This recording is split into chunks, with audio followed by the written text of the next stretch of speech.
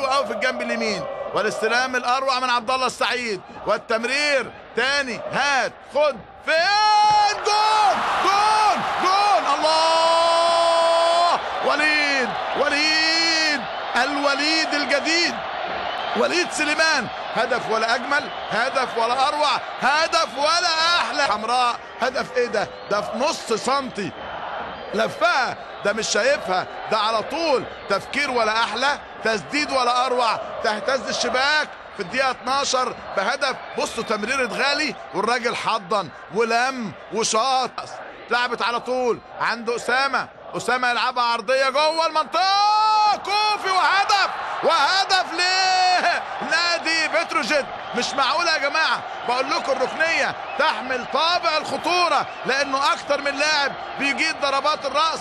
طلع المدافع كوفي، سدد براسه، تاخد النادي الأهلي، وأيضا معاهم شريف إكرامي. بص حضراتكم، أسامة محمد هو لعبها اضطراري جوه المنطقة، يلعبها التسلل موجود أم لا مش عارفها قوي، مش ظابطها قوي. كوفي طلع شريف إكرامي، لا كمل ولا وقف، خدت ايده وتهتز الشباك عشان يتعادل بتروجيت مع النادي الاهلي 1-1، واول هدف يهز شباك النادي الاهلي هذا العام. لو كمل شريف اكرامي كان ممكن طلع وطار بالبوكس، لكنه على سات التسلل ارتدت الى ركنيه ثالثه للنادي الاهلي، عرضيه جوه المنطقه،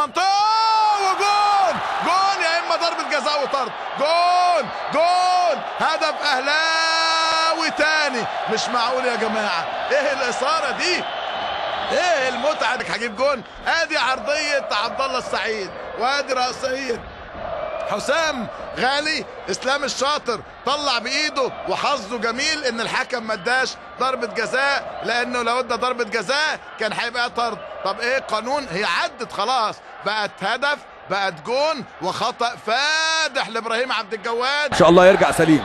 قصيره تتلعب، محاوله لبتروجيت، عدى وخد لنفسه مكان وسدد، وقعت من ايد شريف، والتعادل لبتروجيت محمود سمنه، وخطأ بالنسبه لشريف اكرامي، وقعت الكره منه، ولكن هدف التعادل لبتروجيت يا ولد. اتلعبت، بص بقى أسامة محمد خد مكان، سدد الكوره، كانت في ايد شريف، وقعت منه، حاول كوفي، لكن سمنه يسجل التعادل.